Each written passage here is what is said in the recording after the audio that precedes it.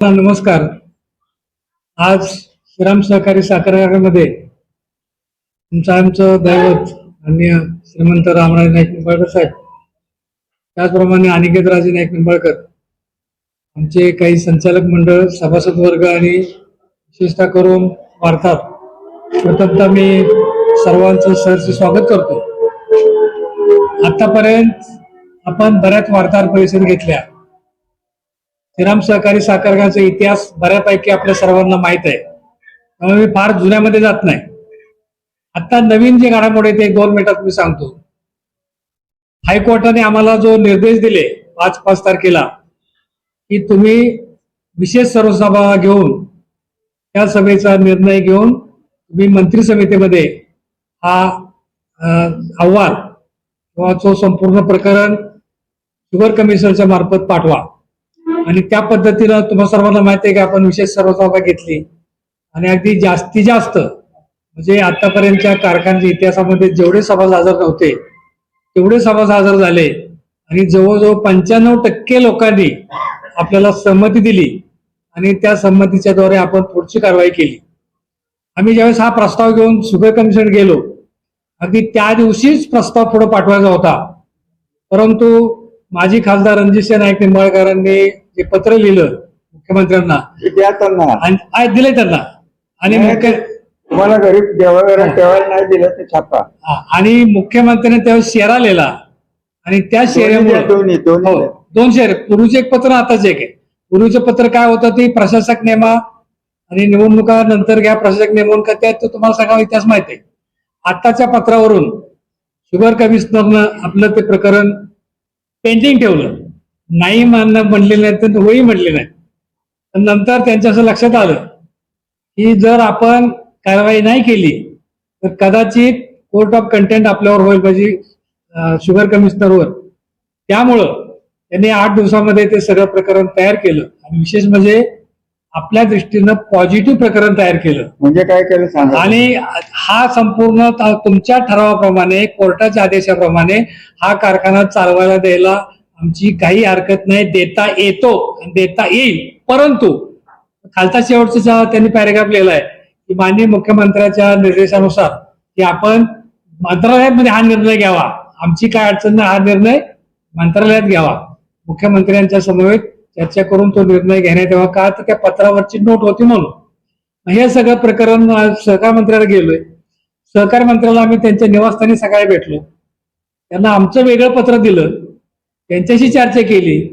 त्यांना सुद्धा वाटलं की यात काही अडचण नाही. ते झाल्यानंतर आम्ही असिस्टंट सचिवाला भेटलो, त्यांची सगळी चर्चा केली. ते म्हणे सगळं पॉझिटिव्ह, काही अडचण नाही.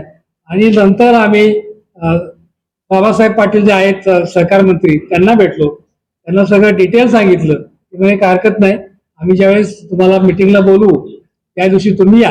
त्यांनी मिटिंग बोलवली 29 तारखेला आणि आम्हाला 3ची वेळ दिली. 3 कारखान्याचे विषय होते. पहिले 2 कारखान्याविषयी त्यांनी संपवले आणि आमचा नंबर आला. आमचं सगळं ऐकून घेतलं त्यांनी. हा, त्या पहिले 2-3 विषय जे होते त्या, एक कारखाना खालचा बाळवणीचा कारखाना आहे काळ्यांचा, नंतर बोलतो. आणि दुसरा कारखाना इकडं पाटलांचा आहे, हर्षवर्धन पाटलांचा, आणि आपला श्रीराम तिसरा कारखाना. अशा 3 कारखान्याचा विषय होता. आणि त्या दोन्ही कारखान्याला त्या मीटिंग म्हणजे विषय प्रोसिडिंग ते त्यांना गेलेले, त्यांची मंजुरी झालेली आणि फक्त आपला कारखाना मागे ठेवलेला. ते मीटिंग झाल्यानंतर आम्ही मीटिंग मध्ये सगळी चर्चा केल्या. मंत्री महोदयाने आम्हाला विचारलं की तुमच्या कारखान्यावर कर्ज किती आहे. आम्ही सांगितलं की महाराष्ट्रामध्ये एकमेव कारखाना असा असेल श्रीराम कारखाना की त्याच्यावर शासनाचे कर्ज नाही, कोणाचंही व्याजाचं कर्ज नाही.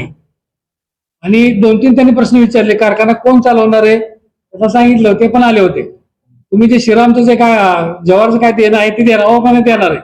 आमच्या तिघांच्या आहे, म्हणजे कारखाना चालवायला देणारा, घेणारा आणि श्रीराम, या तिघांची काहीही अडचण नाही.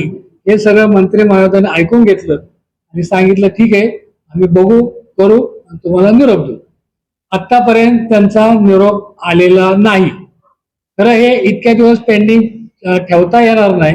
दोन्ही कारखान्यात तुम्ही निर्णय देताय आणि आमच्या श्रीरामचा निर्णय देत नाही, याचा अर्थ या संपूर्ण प्रक्रियेमध्ये राजकारण, पॉलिटिक्स हाच एक विषय आहे की जेणेकरून श्रीराम सहकारी साखर कारखाना बंद पडावा आणि आपल्या कारखान्याला फायदा व्हावा, हेच एकमेव उद्देश आमच्या लक्षात येतोय. आपल्या नाही नावं घ्या बाळासाहेब. स्वराज कारखान्याला फायदा व्हावा आणि त्यातून हे राजकारण, आमचं असं म्हणणं आहे की हे राजकारण इतक्या खालच्या दर्जाला जायला नको होतं. कारण याचं कारण असं आहे की श्रीराम सहकारी साखर कारखान्यात जवळ 16,800 सभासद आहेत, 650 कामगार आहेत. आज प्रश्न असा आहे की गेले 3 महिने कामगार काम करतात, आम्ही त्यांना पगार देऊ शकलो नाही. त्यांचं पाठीमागचं काय देणं आम्ही त्यांना देऊ शकलो नाही. आणि इथून पुढे जर कारखाना बंद राहिला तर ह्या 650 कामगाराचं पुढचं आयुष्य हे अंधारमय आहे. कारण त्यांचे एकतर वय झालेले, त्यांना दुसरं कुठंही काम मिळणार नाही. आणि सगळे कामगारांना शेती आहे किंवा काही साईड बिझनेस आहेत असं काही नाही. फक्त श्रीराम सहकारी साखर कारखान्याच्या पगारावरही लोक अवलंबून आहेत, त्यामुळे त्यांचे फार मोठे हाल होणार आहेत. दुसरा मुद्दा असा आहे की सभासदांचे हाल होणार आहेत.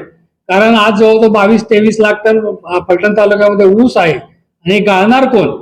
आणि जे श्रीराम सहकारी साखर कारखाना लोकांचा विश्वास आहे, सर्वसामान्य सभासदांची भावना आहे की हा ऊस आपला श्रीरामलाच गेला पाहिजे. ह्याची कारणं वेगळे आहेत. एक तर आम्ही 15 दिवसामध्ये पेमेंट करतोय, काटा आमचा क्लिअर आहे, कुठलीही अडचण नाही. त्यामुळं लोकांची भावना आहे की श्रीरामला ऊस घातला पाहिजे. त्या लोकांचं काय होणार? म्हणजे कामगार, सभासद आणि बाजारपेठ ह्या सगळ्या गोष्टीचा विचार केला तर श्रीराम सहकारी साखर कारखाना हा चालू राहिलाच पाहिजे. आणि चालू करायचा असेल तर आम्ही, महाराज साहेबांनी आता एक नवीनच आयडिया काढली. आयडिया म्हणण्यापेक्षा त्यांच्या सुपीक डोक्यातून अशी आयडिया आली की आपण कारखाना का चालू नये. फक्त आमचं एकच अडचण होती, ती अडचण म्हणजे आमचं नक्त मूल्य मायनस होतं. नक्त मूल्य मायनस आहे आणि हे प्लस करायचं असेल तर सभासद बंधू भगिनींनी हे आपले काय अपूर्ण शेअर्स असतील ते पूर्ण करायला पाहिजे. साधारण अपूर्ण शेअर्स आपले 12 कोटीचे आहेत आणि आपली नक्त मूल्य 16 कोटी 50 लाखास. पण हे जर आपण सर्वांनी जर हे शेअर्स पूर्ण केले आणि नवीन शेअर्स घेतले लोकांनी आणि 17 कोटी 16.5 कोटी जर पूर्ण केले तर महाराज साहेबांच्या म्हणण्याप्रमाणे हा कारखाना 100% चालू राहील. याचं कारण असं आहे की बँकेने आम्हाला सांगितलं की तुमचं नक्त मूल्य मायनस आहे. नाबार्डच्या आदेशानुसार किंवा त्यांच्या रूल्स नुसार हा कायदा आहे. नक्त मूल्य मायनस असलं तर कुठलीही बँक कर्ज देत नाही, भांडवल देत नाही. आणि आपल्याला भांडवल कशासाठी लागणार आहे? एक तर आतल्या काय दुरुस्त्या, गव्हर्नमेंट गॅरंटीचं बोला. आतल्या दुरुस्त्यासाठी आणि बाकीच्या वाहनासाठी ऍडव्हान्स द्यावा लागतो. आणि पहिलं पेमेंट जे असतं, साखर आपण लगेच विकू शकत नाही, तेव्हा पहिलं 5 दिवसाचं किंवा महिन्याचं पेमेंट जे असतं ऊसाचं, ते आपल्याला द्यावं लागतं. आणि त्यासाठी भांडवल म्हणून आपण प्रत्येक कारखाना, आपणच नाही प्रत्येक कारखाना कर्ज काढत असतो. आणि ते कर्ज काढण्यासाठी नक्त मूल्य मायनस असल्यामुळे आपल्याला बँक कर्ज देत नाही. आणि आपण आता महाराजांच्या आदेशानुसार आपण अगदी तळागाळापर्यंत पोहोचलोय. शेतकरी असेल, संचालक असतील, चिटबाई असतील, या सर्वांच्या मार्फत आपण प्रत्येक सभासदापर्यंत पोहोचलोय. आणि त्या पद्धतीने आपण कार्यक्रम गेले 4 दिवस सुरू झालेला आहे शेअर्स पूर्ण करण्याचा. अगदी महाराजांच्या आदेशाप्रमाणे चांगला रिस्पॉन्स आहे. फार गर्दी होते, रोजच्या रोज पैसे बऱ्यापैकी येतात. त्यामुळं एक 8-10 दिवसामध्ये आमची अशी अपेक्षा आहे की संपूर्ण शेअर्स पूर्ण होतील, काही नवीन शेअर्स होतील आणि त्या पद्धतीनं हे शेअर्स पूर्ण झाल्यानंतर नक्त मूल्य आपलं प्लस होईल. आणि प्लस झाल्यानंतर आपल्याला कुठलीही बँक लागेल तेवढं भांडवल देईल आणि त्या भांडवलामार्फत आपण कारखाना सुरू करू. आताच महाराजांनी सांगितल्याप्रमाणे शासनाची गॅरंटी आम्ही ते सुद्धा पत्र सहकार मंत्र्याला दिलं, मुख्यमंत्र्याला पाठवली की ठीक आहे, साखर आयुक्ताला पाठवली, ठीक आहे आम्हाला तुम्ही अडचणी आणता ना तर आम्हाला तुम्ही सरकारची बँक गॅरंटी द्या कर्जासाठी. आणि जर बँक गॅरंटी दिली तर कुठलीही बँक आपल्याला कर्ज देऊ शकते नक्त मूल्य मायनस असलं तरी. त्याचंही आम्हाला अजून काय उत्तर आलेलं नाही. म्हणजे कुठल्याही मार्गाने गेलं तरी कुठंतरी अडवणूक होते असं आमच्या लक्षात आलेलं आहे. आणि अडवणूक करून हा कारखाना हा सीझन बंद पाडायचा आणि जेणेकरून कामगाराचं, सभासदाचं, आपल्या सर्वांचंच हाल करायचे या दृष्टीनं समोरच्यांचे एक प्रयोग चालू आहेत. तर माझ्या माहितीप्रमाणे रामराज साहेब आहेत, तुम्ही आम्ही सगळे सभासद बंधू आहेत, या सर्वांच्या सहकार्याने आता जो प्रयोग चालू केलाय आपण तो यशस्वी होईल आणि हा जर प्रयोग यशस्वी झाला तर 100% आपण आपला कारखाना चालू करू यावर्षी. बऱ्याच वेळा शंका येते की कारखाना चालू करायचा असेल तर आतली कामं किंवा वाहनांचे काय प्रश्न आहेत. आतली कामं आमच्या कामगारांनी जवळजवळ 60% पूर्ण केलेले आहेत. 40% कामं राहिलेले आहेत.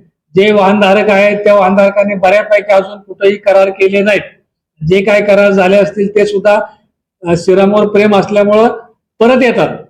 त्यामुळे वाहनदारांची काही अडचण नाही, आतल्या कामाची अडचण नाही. अगदी अजून एक 15 दिवसात महिन्याभरात हा संपूर्ण प्रोग्राम जर यशस्वी झाला तर आम्ही श्रीराम सहकारी संघ आपण महाराजांच्या मार्गदर्शनाखाली 100% सुरू करू अशी आम्हाला 100% खात्री आहे. आणि याच्यापेक्षा तुम्हाला काय प्रश्न विचारायचे असतील ते विचारा, आम्ही त्या पद्धतीनं तुम्हाला उत्तर देऊया.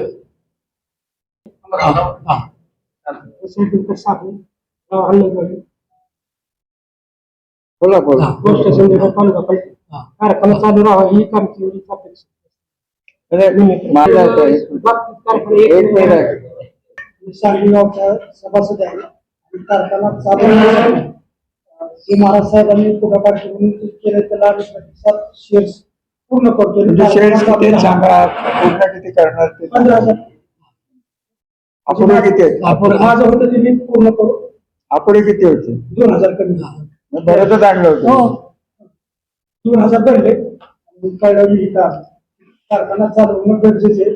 आताची चेअरमन साहेबांनी सांगितलं तसं कामगारावर सभासदावर अन्याय होईल पडला तर आपल्याला 10 वर्षे परत आपण पुढे येऊ शकत नाही. त्याच्यासाठी काही करून सगळ्यांनी सहकार्य करून कारखाना एकदम उत्तम चालवावा ही सगळ्यांनी. माझा तुम्हाला एक प्रश्न आहे. कारखाना दुर्दैवाने बंद केला गेला आणि सरकारमधनं काय आपल्याला पाठिंबा तर ताकद मिळत नाही. माजी खासदारांचे उद्योग चालले.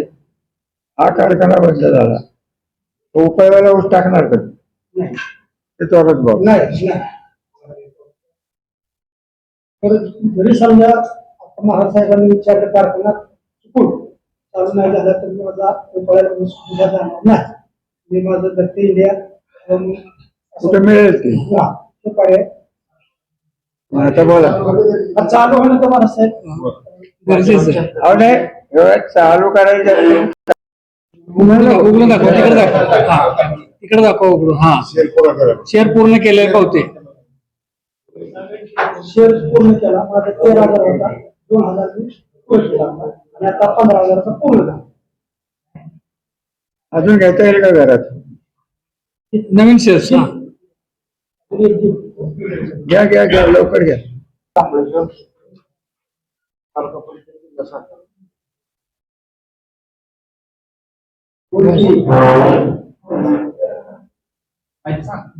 एवढीच आणि बंद झाला तर मागल्या 10-15 वर्ष बघितले काय परिस्थिती होईल. आणि आत्ताची जर हे सहकार जर बंद झालं तर हे खाजगीकरण लक्षात ठेवा. माझी सगळ्यांना कळकळीची विनंती आहे. हे जर सहकार बंद पडलं तर परत तुम्हाला स्वतःलाच ऊस तोडायला लागेल आणि तिथं कारखान्यात नेऊन घालायला लागेल. त्याच्यामुळे काही झालं तर हे सहकार पहिल्यांदा वाचलं पाहिजे असं मला वाटतं. आणि माझे जे शेअर्स आहेत आता जे काही कमी पैसे आहेत ते बघणार आहे लगेच भरून टाकणार आहे.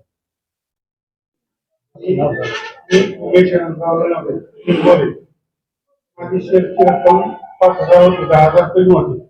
10,000 भरून मी शेअर्स पूर्ण केला आहे आणि मी या कारखान्याचा कामगार सुद्धा आहे. तर कामगाराची आवड शेतकऱ्याच्या दृष्टीने हा कारखाना चालवणं महत्वाचं आहे.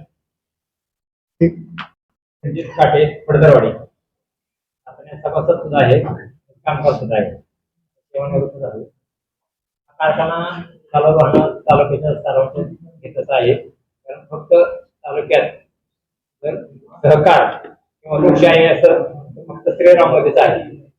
कामगाराच्या बाबतीत जे असो, तोडणी वाहतूकची असो, व्यवसायाच्या दराची असो, या सर्व बाबतीत फक्त आणि न्याय जर मागायला गेलो आपण श्रीराममध्ये तुमचे कुठलीही तक्रार असते ते ऐकून घेतली जाते आणि योग्य प्रकारे न्याय दिला जातो आपण सगळ्यांनी पाहिजे. त्या दृष्टीनं आपल्याला हा कारखाना चालू होण्याच्या दृष्टीनं सर्वांनी प्रयत्न करावे. महाराज साहेबांनी जे आपला शेअर गोळा करून कारखाना चालू करण्यासाठी जे प्रयत्न केले चालवले त्याला आपण सगळ्यांना प्रयत्न कारखाना चालू झालाच पाहिजे अशी आपली इच्छा आहे. ग्रुपमध्ये विश्वास.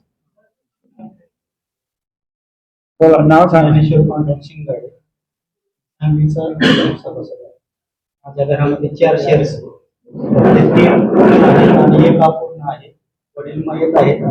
मी आता थोड्या वेळाने आईच्या नावावरती पैसे 5,000 रुपये कमी 10,000 5,000 भरून मी तो पूर्ण करतोय आणि कारखाना चालावा अशी माझी पूर्ण आहे. अजून कोण?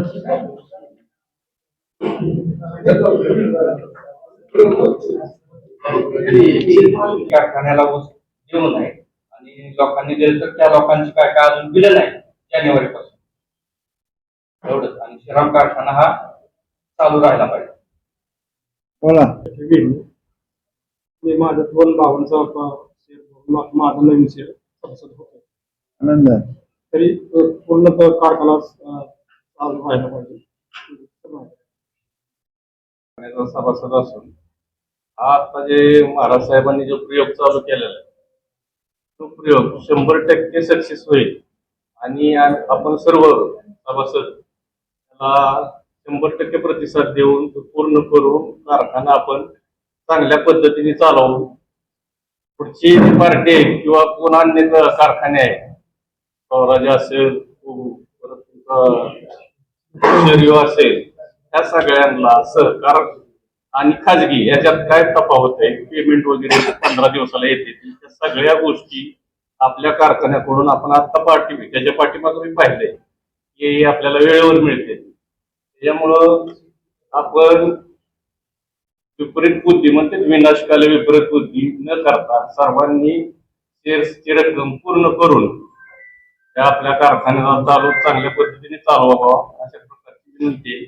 आम्ही त्या गोष्टीला सगळे शेअर्स वगैरे पूर्ण करू. तुम्ही म्हटलं तर अजून शेअर्स घ्यायची तुझं आमची तयारी आहे. महाराज साहेबांनी कारखाना चालू करण्यासंदर्भात जो निर्णय घेतला फलटण तालुक्यातील शेतकऱ्यांना अतिशय एक आनंदाची बातमी गेल्यासारखं आहे. त्यामुळं फलटण तालुक्यातील शेतकऱ्यांनी शेअर्सची अपुरेती भरण्यासाठी आजच या ठिकाणी गर्दी चालू आहे आणि त्यांचे मयत शेअर्स आहेत आणि नवीन शेअर्स आहेत. या पद्धतीने जे बरोबर राहिले पाहिजे त्याला सर्व सहकार्य करतील तालुक्यातील शेतकरी आणि महाराजांचा आदेश सर्व त्यांच्या संसारासाठीच मान्य करून पुढील कारखान्याची वाटचाल अतिशय गतिमान आणि कृषी महाराष्ट्रातील एक आदर्श कारखाना बनत असं मला आशा आहे. आणि ज्या पद्धतीनं तेच आमच्या गाव पातळीवर असतील त्या आकडे काढून आम्ही 100% पूर्ण करण्याचा प्रयत्न शेअर्स बाबतीत करू आणि कारखाना चालवाशी असेल. चेअरमन साहेबांनी सांगितलं त्याप्रमाणे कारखान्याची काही परिस्थिती चालली आता तालुक्यामध्ये. कारखाना श्रीराम सहकारी साखर कारखाना चालला पाहिजे हे सगळ्या तालुक्याच्या सभासदांची वाहतूकदारांची कामगारांची इच्छा आहे. आणि आज आता महाराज साहेबांनी ज्या पद्धतीने तालुक्यातल्या शेतकऱ्यांना आवाहन केलं त्याचा मोठा प्रतिसाद आपल्याला तालुक्यामध्ये कारखान्यामध्ये सर्व शेअर्स भरायला येतात ते आपल्याला दिसतंय. आमच्या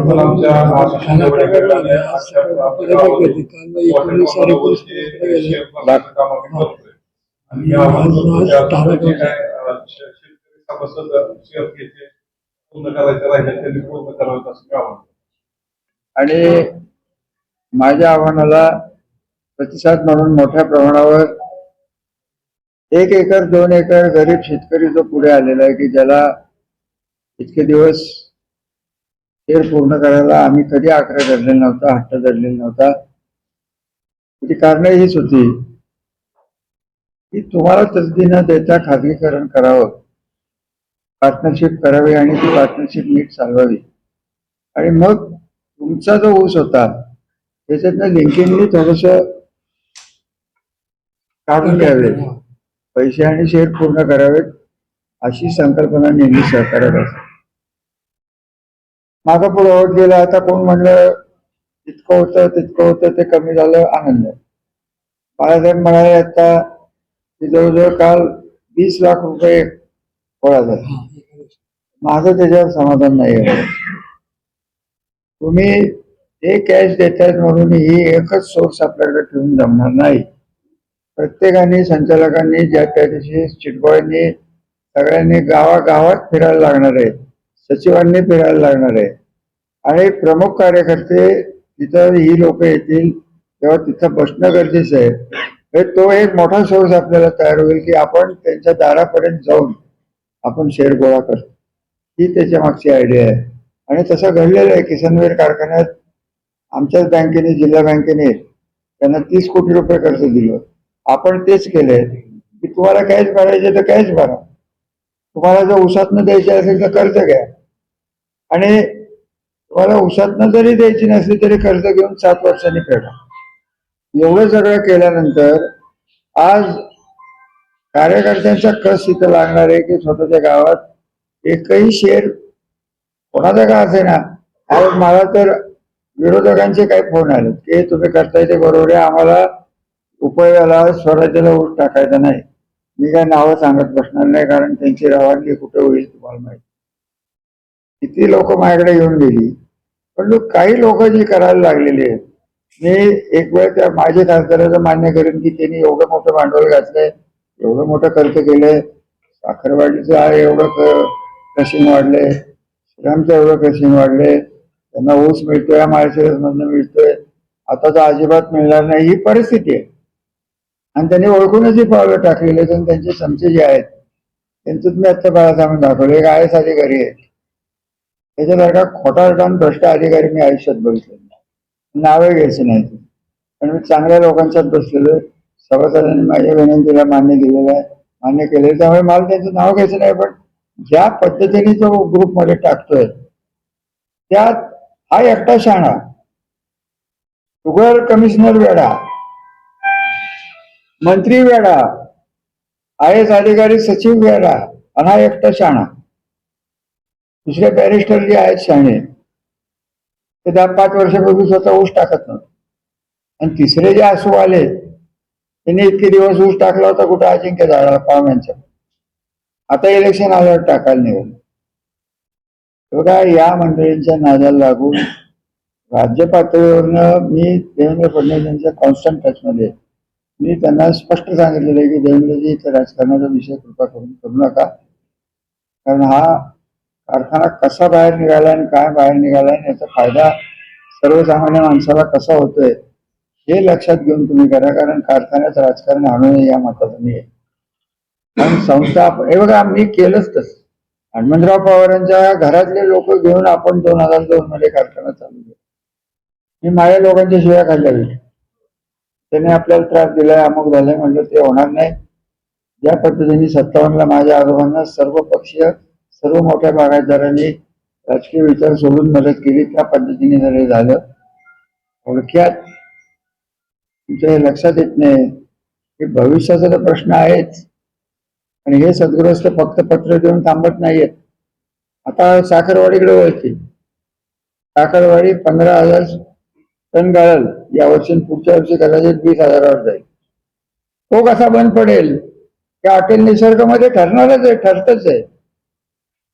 आणि त्यांना अजूनही स्वप्न पडतायत, वाटोळं केलं त्या कारखान्याचं तरी तो कारखाना माझ्याकडे यायला पाहिजे. ते त्यांचे चिरंजीव दीडशाने आता कुठेतरी निवडून आले असं कळतंय. हा जो सगळा चाललेला खेळ आहे, हा हे 2 कारखाने तुमच्या लक्षात येते की नाही बघा. आपल्याकडे 15+5 20,000 डेली येईल आमच्या 20,000. त्यांना काय मिळायचं? 6 महिने चालला, 100 दिवस चालला, 20,000 गुणिले 100 करा बघू. आपला काय विषय? 20 लाखाच्या वर साखर आपल्याकडे ऊसच नाहीये. आज एवढं सगळं डोळ्याला चित्र असताना मी तुम्हाला प्रत्येक इलेक्शन मध्ये मागे सांगत होतो की हार जी ती आम्ही स्वीकारली, तो विषय नाहीये. परंतु ही माणसं व्यवहार नाहीये. 30 वर्षात आपण आज हे सगळं हे करायला 2002 पासून कशा परिस्थितीने हा कारखाना बाहेर आलाय. बाळासाहेब, मी तुम्हाला सांगा, आपण देवेंद्र साहेबालाच जमलं तर 20 तारखेला आले आणि त्यांनी जर आपल्याला वेळ दिली, हे सगळंच त्यांना देऊन टाकून तुम्हाला काय निर्णय घ्यायचा तो घ्या. आम्हाला सरकारकडनं 2च अपेक्षा आहेत.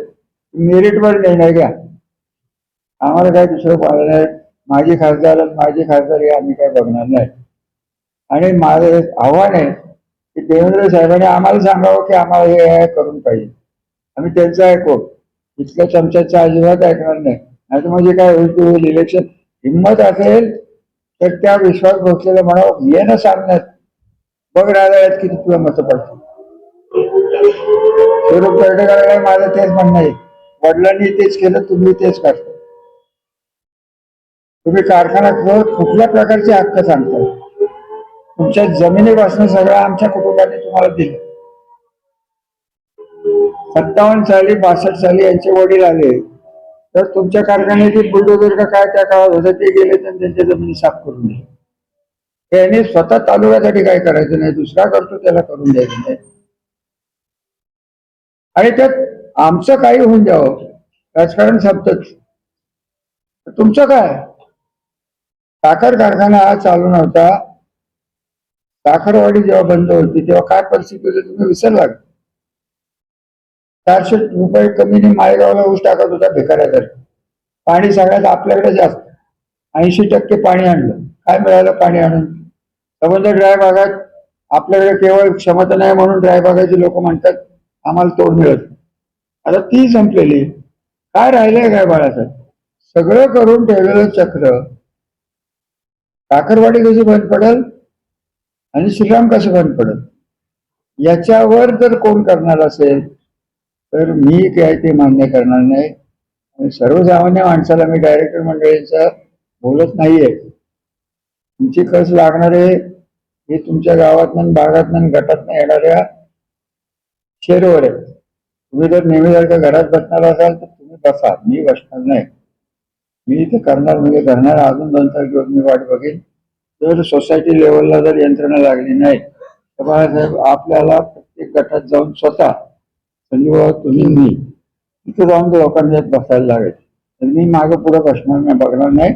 पण मला एक कळतंय, दोन्ही कारखाने हे त्यांचा कर्जबाजारी कारखाना कर्जाच्या ह्याच्यातनं बाहेर निघावा म्हणून चाललेलं हे राजकीय षडयंत्र आहे. आणि हे राजकीय षडयंत्र देवेंद्र साहेबांनी त्याला बळी पडू नये एवढीच विनंती करण्यासाठी मी खरं एक प्रेस कॉन्फरन्स घेतली. आज सकाळी त्यांना माझं कम्युनिकेशन हे त्यांच्याबरोबर असतं. त्यांनी तेच म्हणलं की ह्याच्यात राजकारण कृपा करून आणू नका, त्यांच्या कारखान्याला काय चाललंय हे बघा. आज ते आम्हाला मागतायत हे द्या आणि ते द्या. 150 एक म्हणतोय 200 रुपये पहिल्या मंत्री समितीने सांगितलं. आता ही तर मंत्री समिती काय सांगते वाट बघ ना. ही मंत्री समिती जी आहे ती म्हणेल ना. ऍक्शन किती वर्ष झाले हो बाळासाहेब त्याला? 5 वर्ष. पहिला मग दुसरा करार केला त्याला 5 वर्ष झाली. त्यावेळेस मंत्री समितीनं माननीय आत्ताचे आपले पालकमंत्री देसाई साहेब यांनी त्यांचं मत मांडलेलं होतं आणि ते ऑनलाईन मांडलं होतं. मिटिंगला हजर नव्हते. त्यांनी लेखी मत मांडलं की श्रीराम कारखाना सक्षम झालेला आहे, चालवायला द्यायचा असेल तर 5 वर्षात द्यावा आणि नफ्यातून 200 रुपये द्यावेत, हे त्यांचं मत होतं. पण बाकी ती बॉडी 3 लोकांची होती. दोघांनी सर्व मताने निर्णय घेतला 15 वर्षासाठी कारखाना चालवायला. म्हणूनच मी तुम्हाला म्हणलं ना की यांना कसंही करून हा कारखाना ताब्यात घ्यायचा. काही करू तुम्ही एक कारखान्याच्या चाव्या त्यांच्या हातात दिल्या की तुमच्या संसाराच्या चाव्या या मीरा नदीत फेकून मगच तुम्हाला समाधान मिळेल. की मी म्हणेल की तुम्हाला पटेल ना पटेल, तुम्हाला बघायला रामराजांचा कारखाना जातोय, मला काही हाऊस राहिलेली नाही. हा कारखाना चालू करायला मी काय काय केलं ते तुम्हाला नंतर सांगेन. मी आत्मचरित्र लिहिल्यावर सांगेन. आज काही मी ते बोलणार नाही. परंतु महाकष्टाने काढलेला कारखाना त्या 3 नालायक माणसामुळे जर सत्तेतनं जर तुम्हाला, आणि यांचं राजकारण काय लोकांच्यात जाऊन ये की दरवेळेस मुख्यमंत्री आण, दरवेळेस हा मंत्री आण, एकदा तो मंत्री आण, एकदा ज्येष्ठ बंधू म्हणून अजून कोण आण. स्वतःची एमक्युरी आहे ना पुढं. मी मंत्री होतो, किती मंत्र्यांना बोलवलं फलटण तालुक्यात.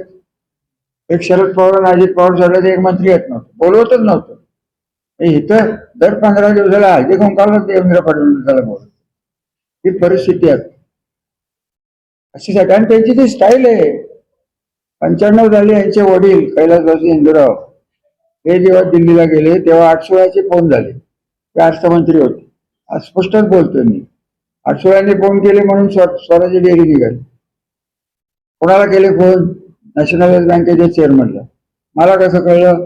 मला नेहमी कळतच राहतं. कसं कळलं सांगितलं तर त्यांचं जे सांगतात त्यांचं वाटलं होईल. त्यामुळे मी काय बोलणार नाही. नंबर 2, हे महाराज हिंदूराव नंतर गेले काँग्रेस मध्ये, हे महाराज तिकडनं गेले. कोण कोणाचे गेले? कराडमधनं गेले. राज्यमंत्री पंतप्रधान कार्यालय आमचे साडूच होते ना. तत्कालीन मुख्यमंत्री तेच होते. त्यांनी फोन केले. ते आता म्हणतात की रावळाचे कसं आहे करून मी चूक केली, आता यांना पाडा. म्हणजे तुम्ही आमच्या उरावर बसवा आणि आता म्हणतात पाडा. आता संबंध जिल्हा मागेच म्हाताऱ्याच्या मागे लागलाय पाडा यांना. मी कसा पाडतो? मी तालुक्यापुरतं बघणार. जिल्ह्याच्या लोकांना जर माझी गरज असेल त्यांनी बोलावं.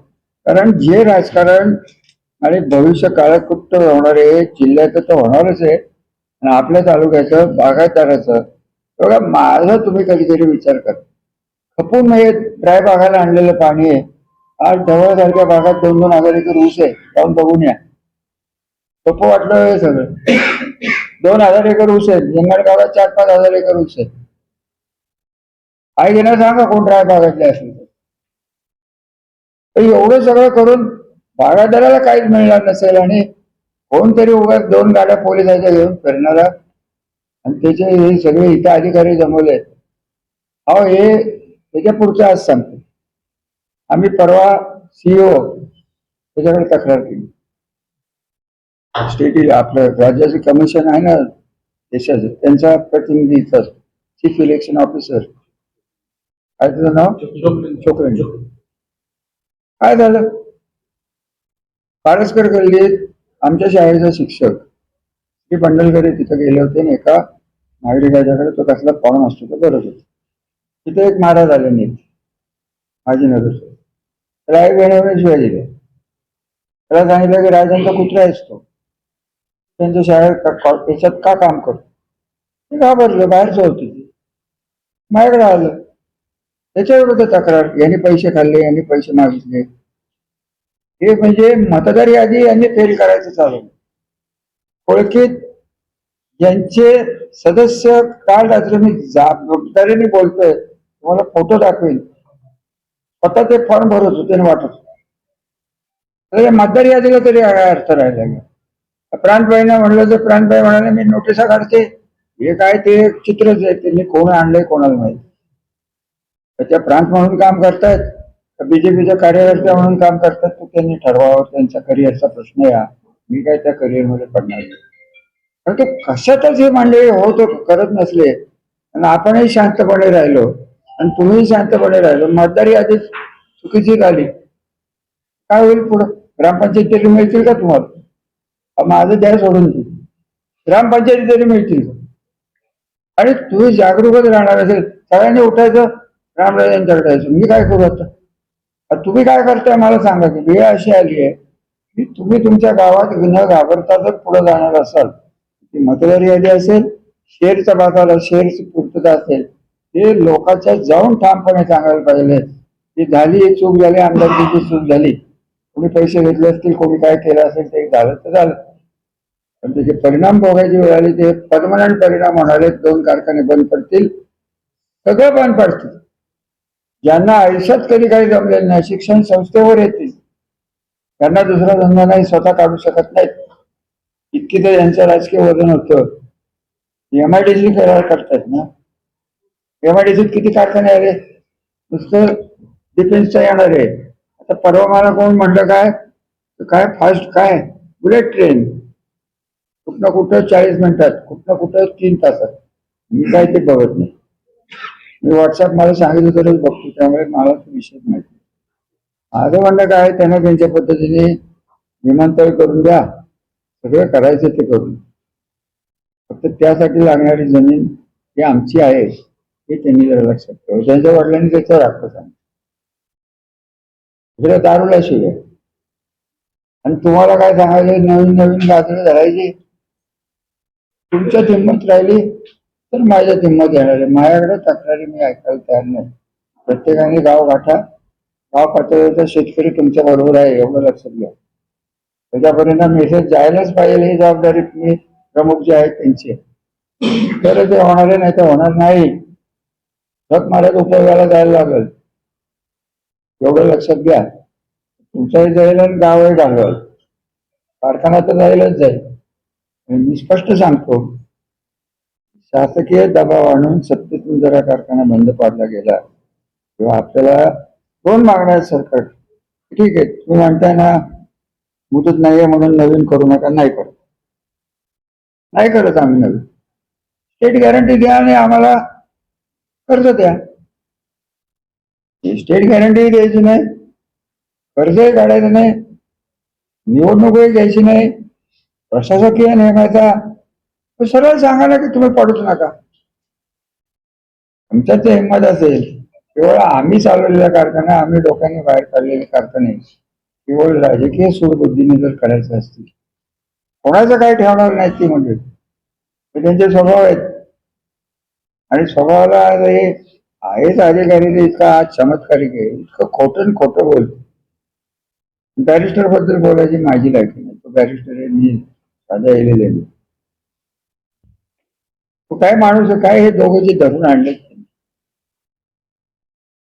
अहो यांनी किती केलं मला तिघांना विचारायचे, शिवरूपराजांना, या भोसल्याला, त्या निकमाला, तू एक तरी संस्था काढली घरी. 100 एकर ऊस जमीन केली त्या भोसले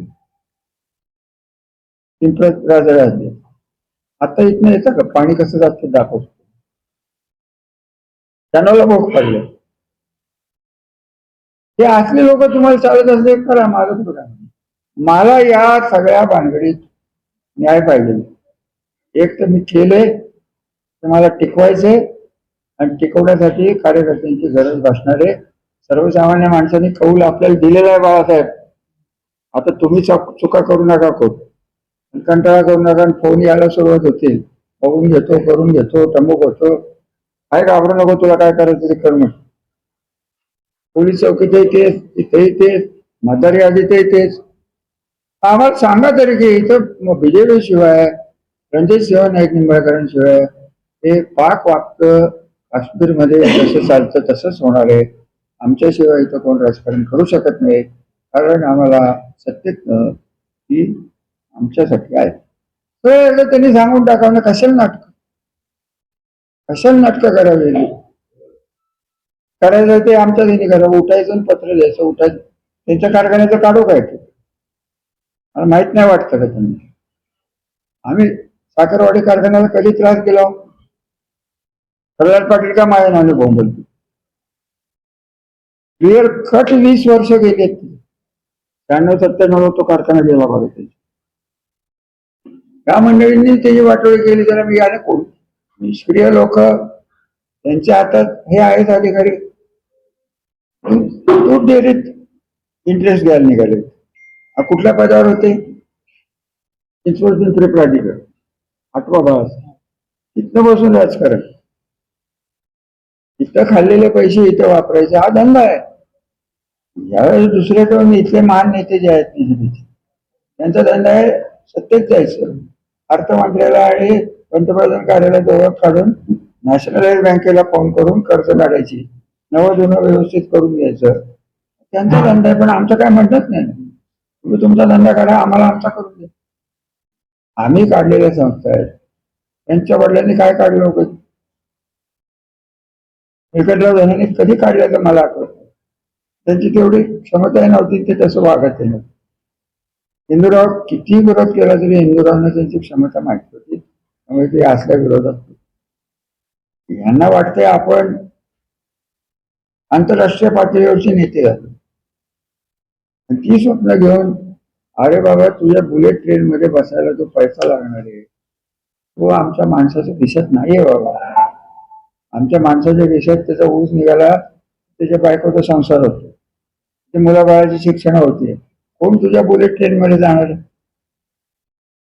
एक काढली लोणन काय फैटल, पुढच्या डब्यात इंजिनला गार्ड, आपलं ड्रायव्हर, आणि मागच्या डब्यात गार्ड. फाटक आलं की ड्रायव्हर खाली उतरतोय, उघडतोय, पुढे गेली की बंद करतोय. ही रेल्वे आहे. जाऊन बघा, मी खोटं बोलत असतो.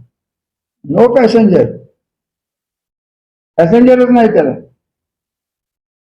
इतकी सगळी विचित्र कामं ही लोक करतात. सरकार त्यांचं, मोदी साहेबांना जे माणसं चालत असतील, कोण आपण बोलणार? आपण बारकी माणसं. आपला जीव कुठला? आपलं तालुक्या कुठलं?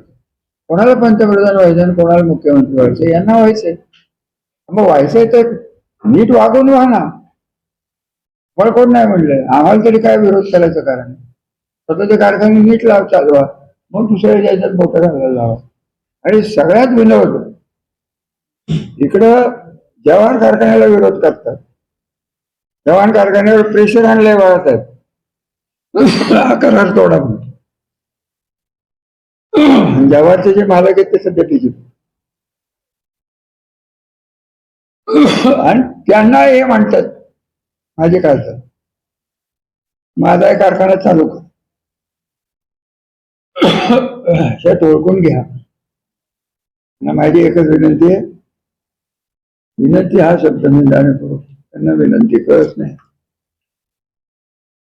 हे चाललंय ते व्यवस्थित चाललंय. खोट्या 3 माणसांच्यासाठी त्यांना पद पाहिजे म्हणून बागायदार संपू नका ही विनंती आहे. आपण आल्याबद्दल धन्यवाद. सर्व सभासद ज्या पद्धतीने पुढे आले त्यांनाही धन्यवाद. कार्यकर्ते आणि संचालक जे आहेत त्यांच्यावर माझं बारकाईने लक्ष राहणार आहे, हे मी तुम्हाला स्पष्ट सांगतो. ते फलटण सोडतच नाही, हे पूर्ण झाले. बाकीच्यांनी कुठलीही कारण सांगायची नाही, एकही काम माझ्याकडे काढायचं नाही. पहिले गावात शेर, मग काम. ठीक आहे, 100%. कोण बोललं? 100%. बडबड. विषय तो नाही, सिरियस गोष्ट आहे, गंभीर गोष्ट आहे. तुमच्या भविष्याचे प्रश्न आहेत. जास्त बोलून मी माझ्या घशामुळे काय बोलू शकणार नाही. धन्यवाद चेअरमन साहेब, तुम्हालाही धन्यवाद. काही गर्दी ते जमवलं, त्याबद्दल आभार. आपल्याला काही प्रश्न विचारायचे असतील तर विचारा. आणि प्रमुख